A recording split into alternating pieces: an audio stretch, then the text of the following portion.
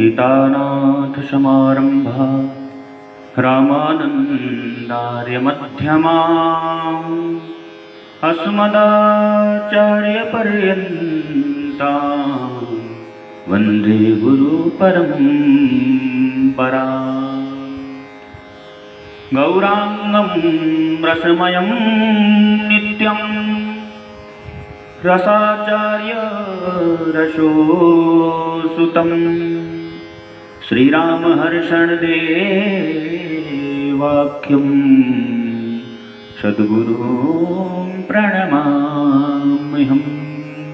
बोलिए सद्गुरुदेव भगवान की जय। जयंती मंगला काली भद्रकाली कपालिनी दुर्गा क्षमा शिवा धात्री स्वाहा स्वधा नमोस्तुते। शरणागत दीनार्थ परित्राण परायणे सर्वस्यार्ति हरे देवी नारायणी नमोस्तुते। बोली जगज्जननी जगदम्बा मैया की जय। श्री सद्गुरुदेव भगवान की जय। वृंदावन बिहारी लाल की जय। आइए हम सब आज श्री मार्कंडेय पुराण के अंतर्गत श्री दुर्गा सप्तशती के विषय में चर्चा करेंगे। हमारे धर्मशास्त्रों में 18 पुराण बतलाए गए हैं, जिसमें मार्कंडेय पुराण, जिसके अंतर्गत दुर्गा सप्तशती आती है। अधिकतर नवरात्र के समय में सभी घरों में दुर्गा सप्तशती का पाठ होता है। तो दुर्गा सप्तशती क्या है और इसके अंतर्गत किसकी कथा आती है, आज हम इस विषय पर चर्चा करेंगे। मार्कंडेय पुराण में श्रावणी के मनु के संबंध में प्रश्न जब किया गया, जो मनवंतर हैं, 7 मनवंतरों की कथा मार्कंडेय जी ने कही। जब श्रावणी के मनवंतर के विषय में चर्चा का प्रश्न उठा, मार्कंडेय जी महाराज वर्णन करते हुए कहते हैं, और जो श्रावणी मन के संबंध में प्रश्न किया गया है और इसका उत्तर महर्षि मार्कंडेय जी प्रदान कर रहे हैं। इसी श्रावणी मनु के उत्पत्ति के प्रसंग में भगवती जगदम्बा महामाया के महत्व का वर्णन है, जिसे हम दुर्गा सप्तशती कहते हैं। मार्कंडेय पुराण में 78वें अध्याय से लेकर 90 अध्याय तक जो 13 अध्यायों का वर्णन है, वह दुर्गा सप्तशती है। इसे दुर्गा सप्तशती क्यों कहा जाता है? क्योंकि सप्त माने 7 और सत माने 100 होता है, जिसमें 700 वर्णन है। 700 श्लोकों का जिसमें वर्णन है, वह है दुर्गा सप्तशती। इसको 3 विभागों में इसका वर्णन किया गया है। प्रथम चरित्र, मध्यम चरित्र और उत्तर चरित्र।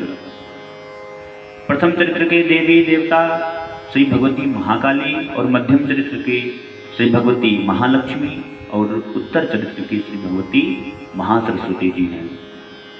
तो आइए हम सब लोग प्रथम अध्याय और प्रथम चरित्र का वर्णन करते हुए प्रथम अध्याय की कथा को श्रवण करते हैं। मार्कंडेय पुराण जी वर्णन करते हैं कि प्रथम अध्याय के जो प्रथम चरित्र के देवता हैं, जो विनियोग के रूप में कहा जाता है कि प्रथम चरित्र के ब्रह्मा ऋषि हैं और महाकाली देवता हैं। गायत्री छंद है, नंदा शक्ति है, रक्ततंत्रिका बीज हैं, अग्नि तत्व है और ऋग्वेद स्वरूप है। श्री महाकाली देवता की प्रसन्नता के लिए यह प्रथम चरित्र के आरंभ में विनियोग किया जाता है। अब प्रथम चरित्र में श्री ब्रह्मा जी भगवती महाकाली जगदम्बा योग निद्रा जी का स्तवन करते हैं, ध्यान करते हैं। तो आइए हम सब लोग भी जगत जननी जगदम्बा परम्बा माँ भगवती महाकाली जी का ध्यान करते हैं। ओम खड्गम चक्र गदे सुचाप परिघान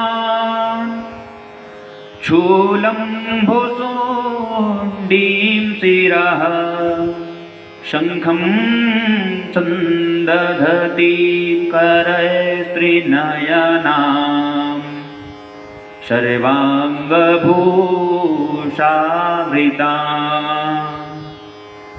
नीलास्मद्युतिमास्य पाददशकां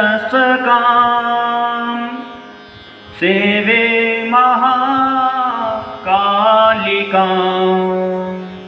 यमस्तो स्वपीते हरौ कमलजो हन्तुं मधुं कैटभम् हन्तुं मधुं कैटभम्।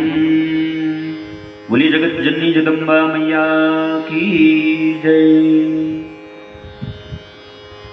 जब भगवान विष्णु जी के सो जाने पर उनके कर्ण के द्वारा उत्पन्न मधु और कैटभ नाम के राक्षस ब्रह्मा जी पर आक्रमण करने के लिए दौड़े, तो ब्रह्मा जी घबराकर श्री विष्णु को योग निद्रा में ग्रसित देखा, तो ब्रह्मा जी भगवती महामाया योग निद्रा जी का ध्यान करते हैं, उनका स्तवन करते हैं। ब्रह्मा जी कहते हैं कि हे भगवती, आपके 10 हाथ हैं और सुंदर 10 हाथों में खड्ग चक्र गदा बाण धनुष परिघ शूल भुषुंडी मस्तक और शंख आप सुंदर धारण किए हैं। खड्गम चक्र गदेश चाप परिहान शूलम भुषुंडीम शिरः।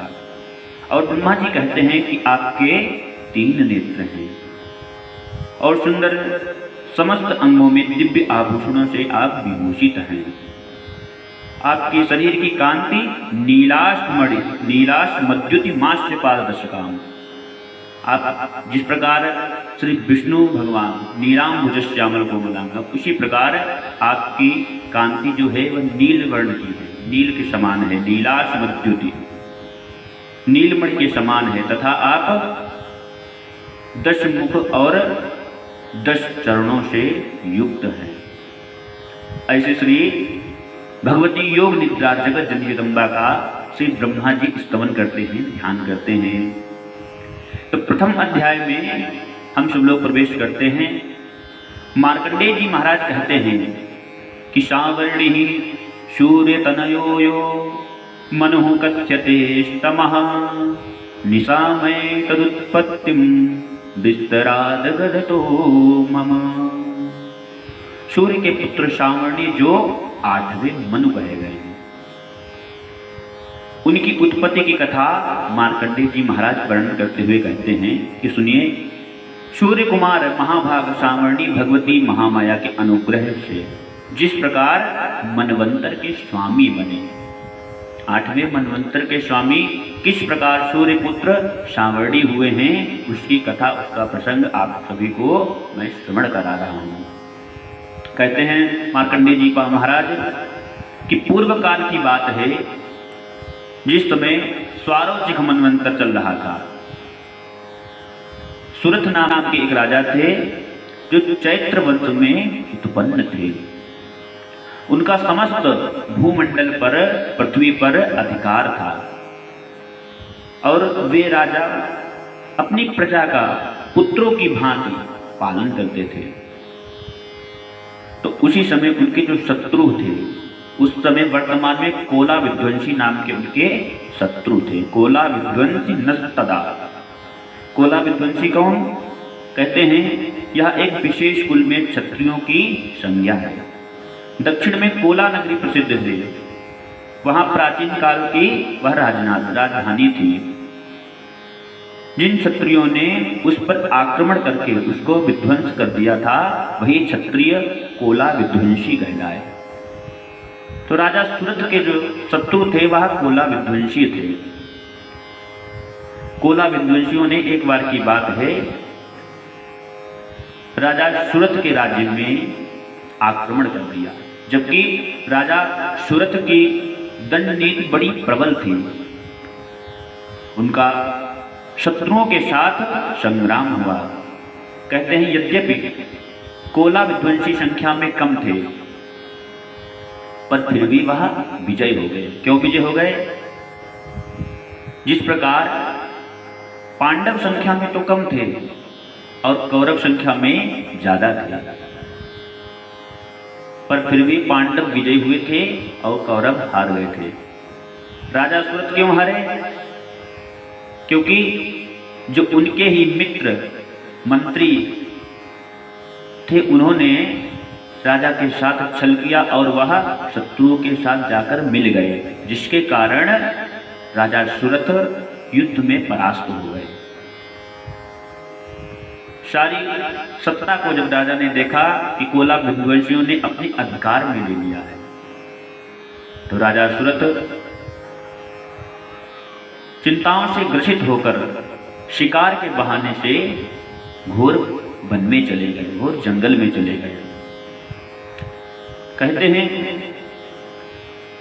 कि वह जंगल ऐसा था सुंदर, उस वन में हिंसक जानवर रहते थे और उसी जंगल के बीच में एक आश्रम था। वह आश्रम उन्होंने वहां पर जंगल में जाकर देखा कि मेधा मुनि का आश्रम है और आश्रम का स्वभाव वातावरण ऐसा था जहां पर हिंसक जानवर पशु पक्षी अपना स्वभाव छोड़कर सौम्य भाव से वहां पर रहते थे।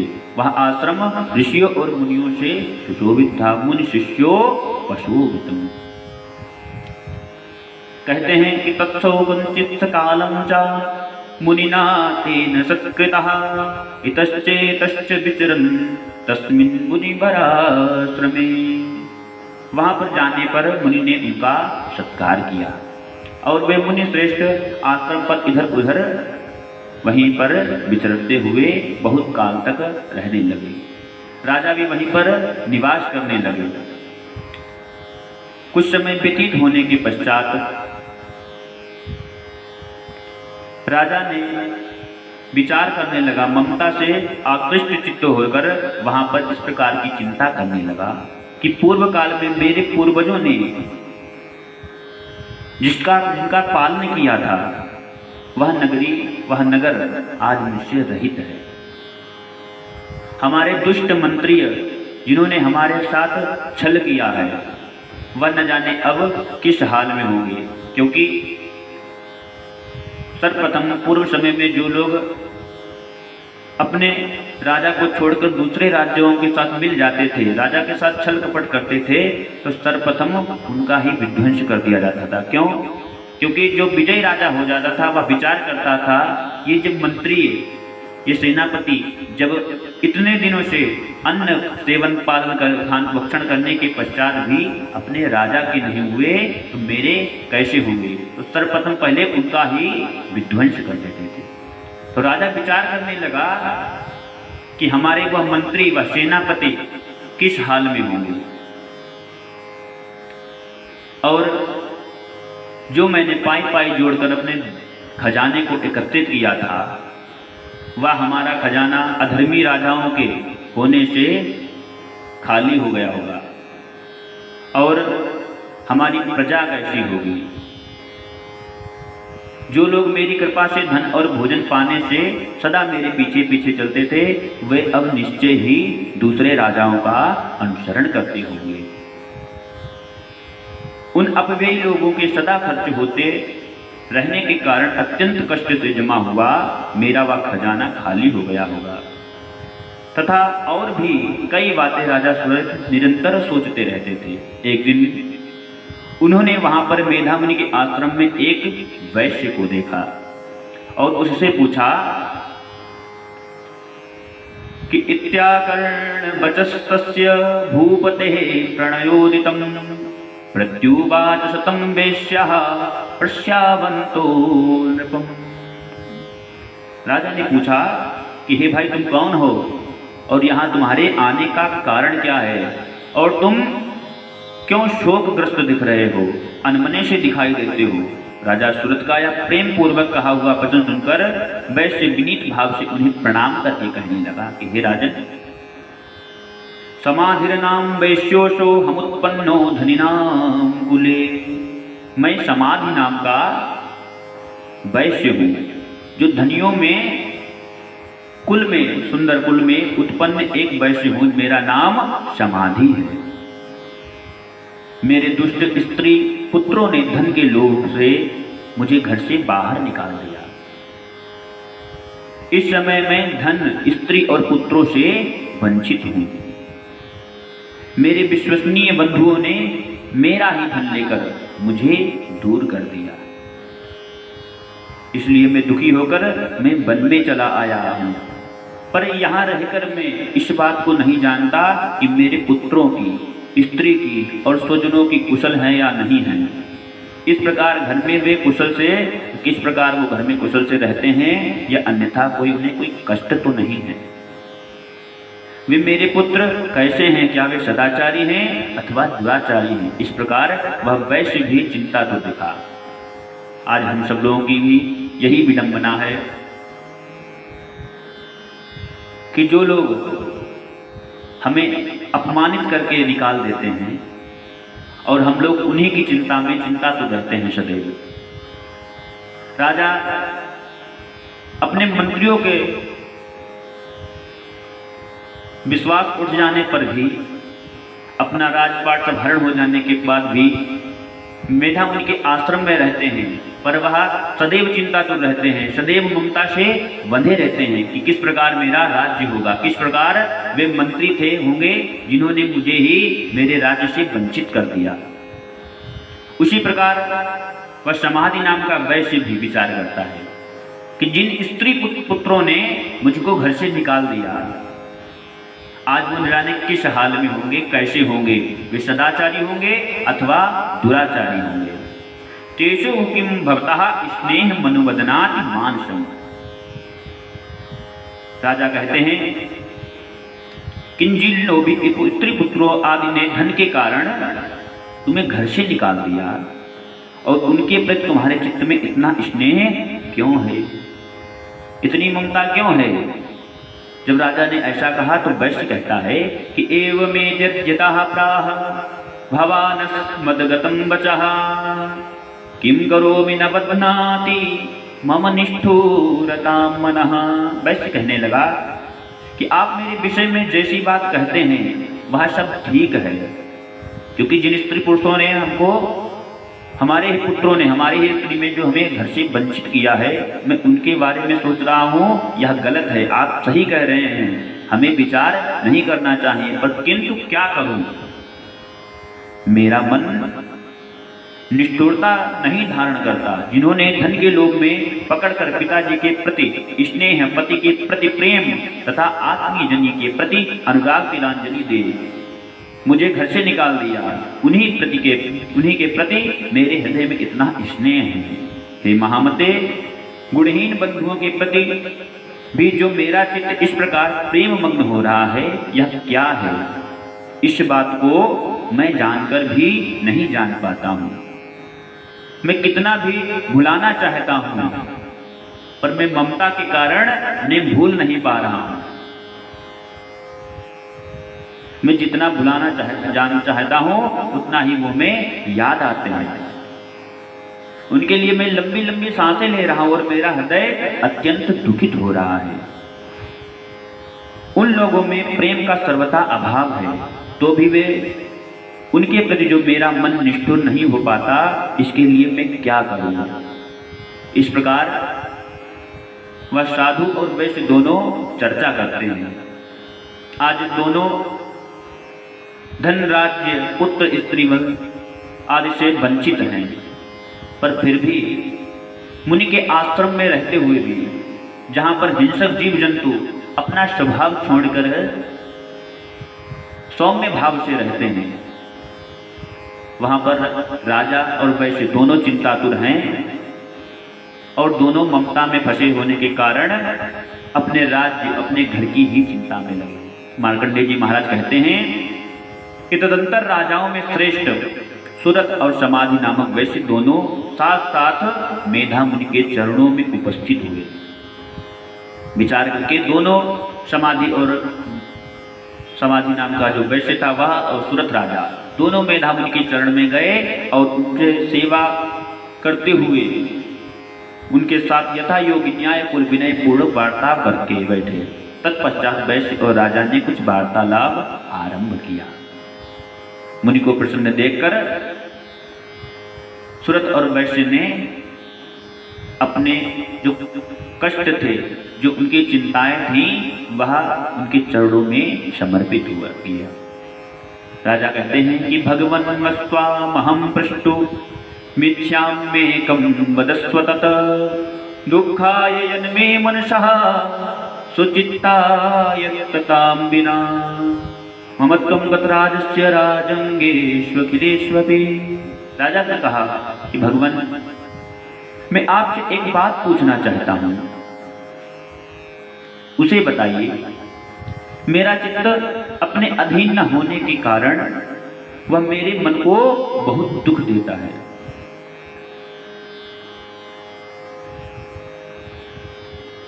जो राज्य मेरे हाथों से चला गया उसमें और उसके संपूर्ण अंगों में मेरी ममता बनी हुई है। मुनीश्वरश्रेष्ठ, यह जानते हुए भी कि अब यह मेरा नहीं है, यह राज्य धन संपदा यह मेरी नहीं है, यह तो अब किसी और के अधीन है, पर फिर भी मैं अज्ञानी की भांति मुझे इसके लिए दुख होता है। यह क्या है? इधर यह वेश्य जो घर से अपमानित होकर आया है और इसके पुत्र स्त्री और भृत्यों ने इसे छोड़ दिया है, स्वजनों ने इसका परित्याग कर दिया है, तो भी यह उनके प्रति अत्यंत हार्दिक स्नेह करता है। इस प्रकार यह तथा मैं दोनों ही बहुत दुखी हैं। राजा कहता है कि हे ऋषिवर, मैं ज्ञानी हूं और ज्ञानियों को यह सब शोभा नहीं देता है, पर न जाने क्यों यह ममता हमको छोड़ नहीं रही। परम विद्वान होते हुए भी सूरत ने जब माया का त्याग नहीं कर पाया, तो हम आप कैसे माया का त्याग कर सकते हैं? हम लोग अपने को विद्वान कहते हैं, पर अगर हमारे अंदर क्षणिक भी विद्वानता होती तो हम लोग आज माया में नहीं फंसे होते। ऋषि कहते हैं कि ज्ञानिमस्ति समस्तस्य जंतोर्विषये गोचरे। महाभाग, हे राजन, विषय मार्ग का ज्ञान सब जीवों को है। इसी प्रकार विषय भी सबके लिए अलग अलग है। कुछ प्राणी दिन में देखते हैं तो कुछ प्राणी रात में देखते हैं। ज्ञान तो सभी के अंदर है। एक पक्षी भी अपने बच्चे को जब जन्म देता है तो उसके पास खाने पीने इत्यादि की सभी व्यवस्था करता है। एक जानवर भी मनुष्यों से ज्यादा अपने बच्चे को स्नेह करता है। उसे भी ज्ञान है कि वह उसका बच्चा है। और ऋषि कहते हैं कि कुछ जीव ऐसे होते हैं जो दिन में और रात्रि में बराबर देखते हैं। या ठीक है कि मनुष्य समझदार होते हैं, किंतु केवल वे ही ऐसे नहीं होते हैं। पशु पक्षी और मृग आदि सभी प्राणी समझदार होते हैं। यतो हि ज्ञानिनः सर्वे पशु पक्षी मृगादयः ज्ञानं च तन्मनुष्याणां यतेषां मृग पक्षिणां।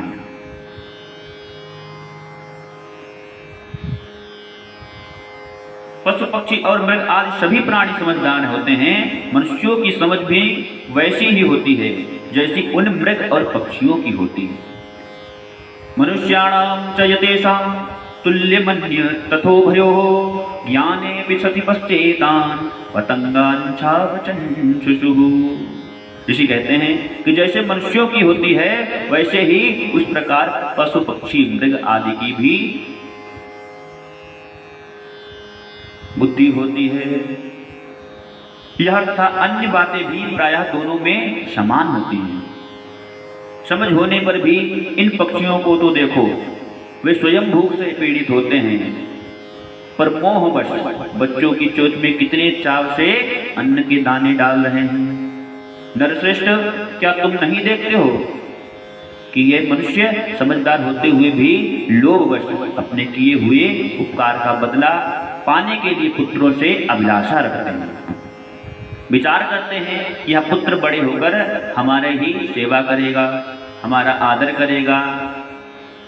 इसी आशा से हम अपने बच्चों का पालन करते हैं।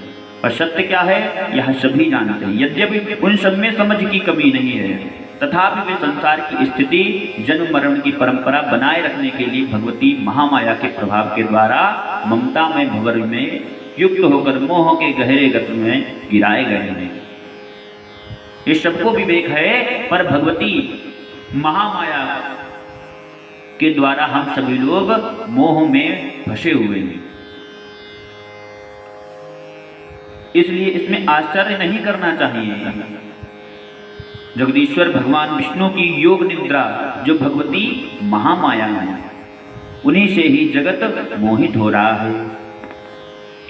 वे भगवती महामाया ज्ञानियों के भी चित्त को बलपूर्वक खींचकर मोह में डाल देती हैं।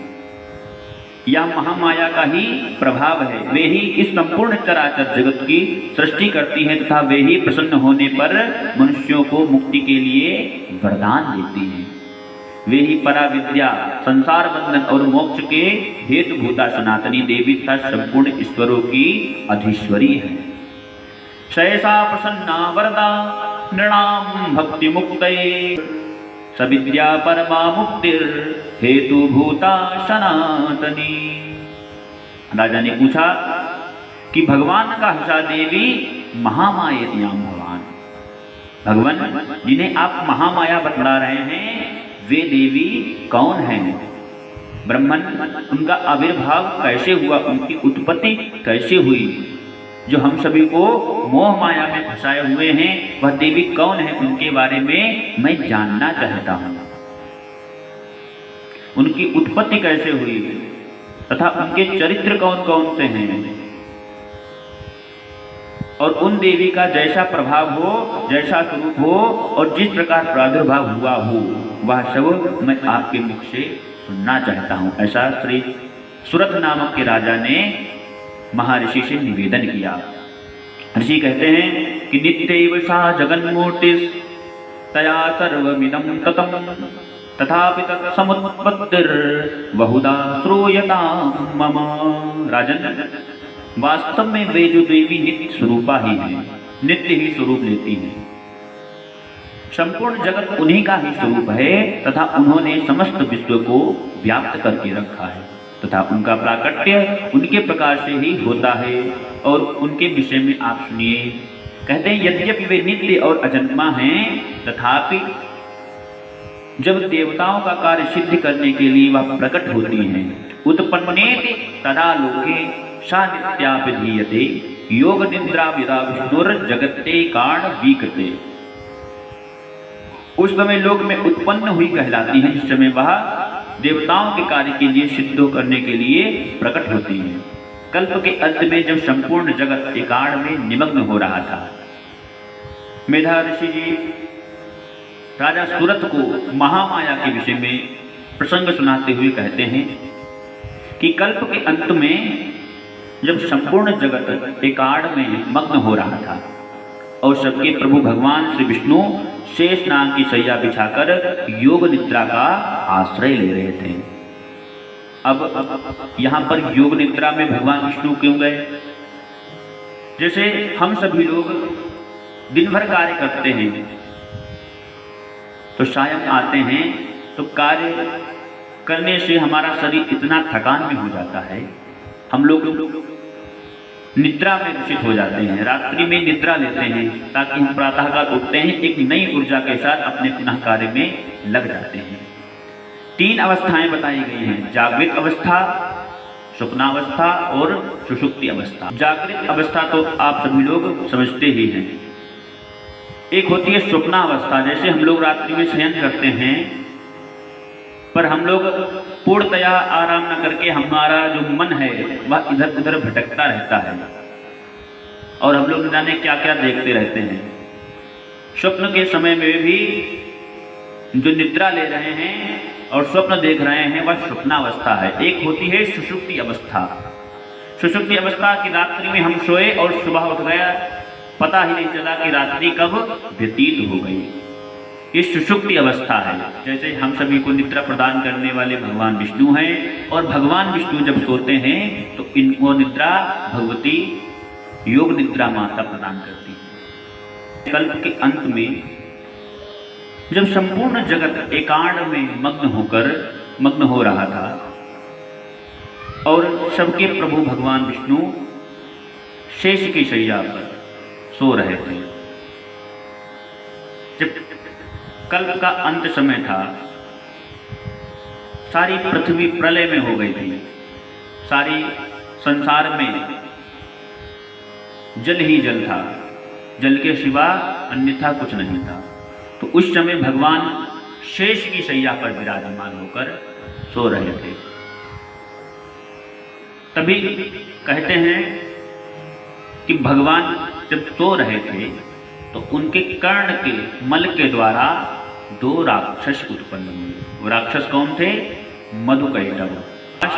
शेषम भजत कल्पांते भगवान प्रभु तथा द्वावसुरो घोरो विख्यातो मधुकैटभो। मधुकैटभ नाम से वह दोनों राक्षस विख्यात थे। कहते हैं कि ये राक्षस उत्पन्न हुए और सारे संसार में देखा कि जल ही जल है, जल के सिवा कुछ नहीं है। तो इन्होंने देखा, इनकी दृष्टि पड़ गई ब्रह्मा जी के पास, ब्रह्मा जी के ऊपर इनकी दृष्टि पड़ गई। तो ये ब्रह्मा जी को वध करने के लिए ब्रह्मा जी की ओर दौड़ पड़े। ब्रह्मा जी ने देखा कि 2 राक्षस भयानक हमें मारने के लिए हमारी ओर दौड़ते हुए आ रहे हैं और भगवान विष्णु को देखा कि वो शेष शैया पर सो रहे हैं। ब्रह्मा जी भयभीत हो गए। भयभीत होकर ब्रह्मा जी भगवती योग निद्रा का ध्यान करने लगे। योग निद्रा कौन? जिन्होंने भगवान विष्णु को ही निद्रा प्रदान की थी, संपन्न करते हैं। उसी प्रकार जब भगवान विष्णु को शयन करना होता है तो भगवती निद्रा उन्हें निद्रा प्रदान करती है।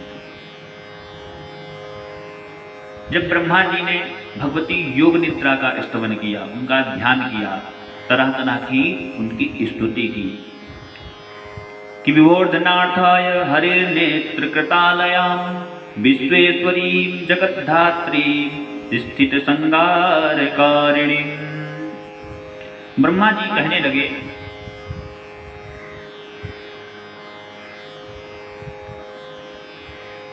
कि हे भगवती योग निद्रा, आपने ही भगवान विष्णु को, हरि को निद्रा प्रदान की है। आपके सिवा कोई भगवान को नहीं उठा सकता। ध्यान करते हुए भगवती योग निद्रा का ब्रह्मा जी स्तवन करने लगे। एक सूक्त के द्वारा ब्रह्मा जी ने भगवती योग निद्रा का स्तवन किया है। इसे कहते हैं रात्रि सूक्त।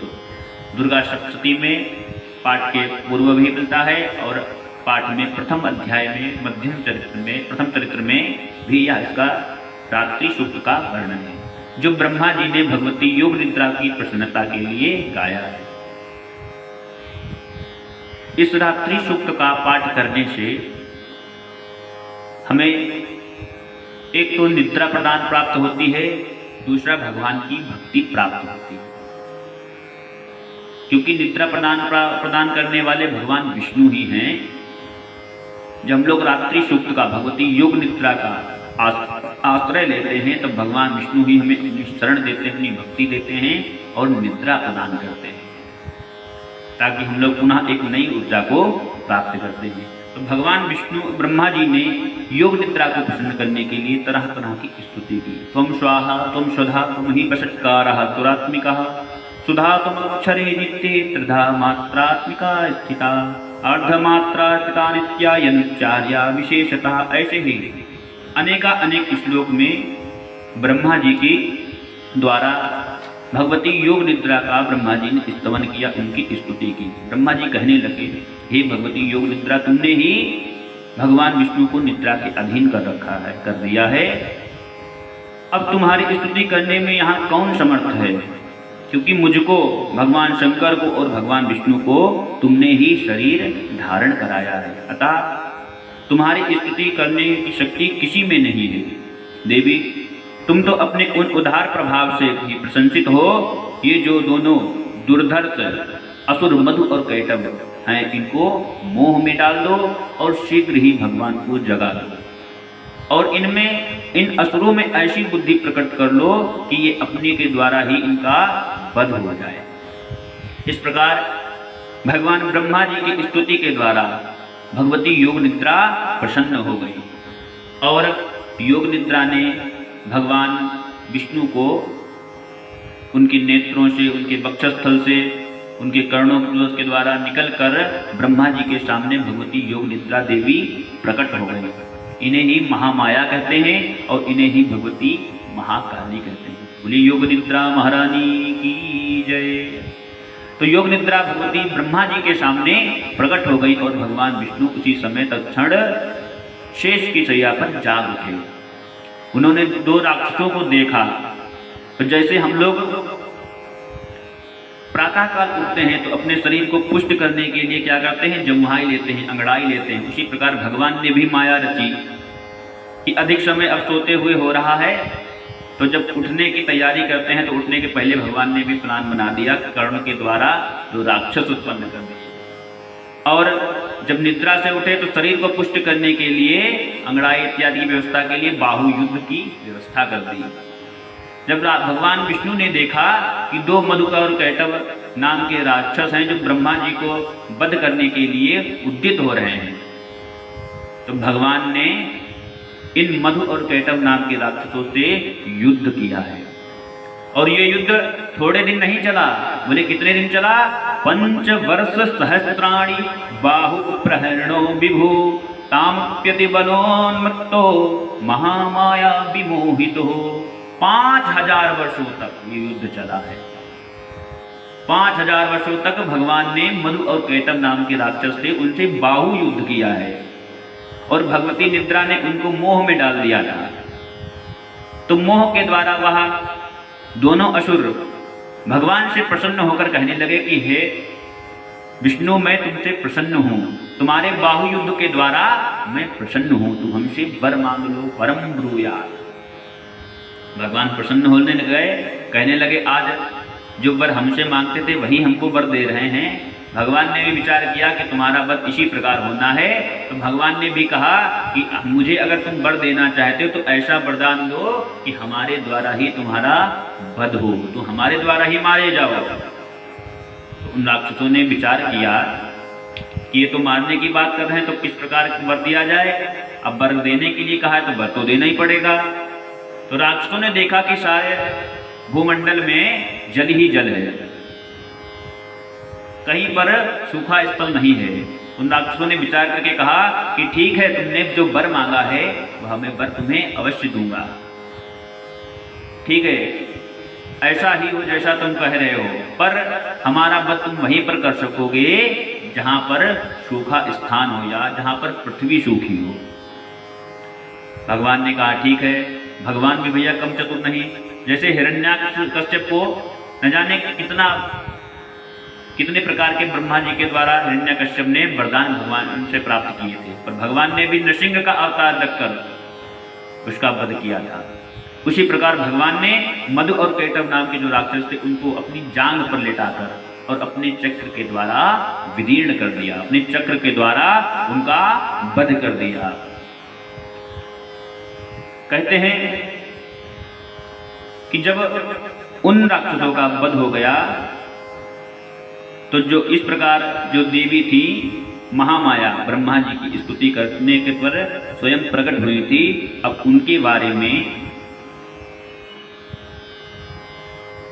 इस पुराण में वर्णन है और प्रथम अध्याय की कथा यहीं पर विराम लेती है, जिसको प्रथम चरित्र भी कहते हैं। भगवती योग निद्रा जो भगवती महाकाली का ही स्वरूप है, महामाया भी उनको कहते हैं। इन्होंने ही हम सभी को मोह में ग्रसित किया है। तो इन्हीं का स्तवन करने से हम सभी को मोह से छुटकारा मिलता है। नवरात्र में विशेष रूप से भगवती का आराधन करने के लिए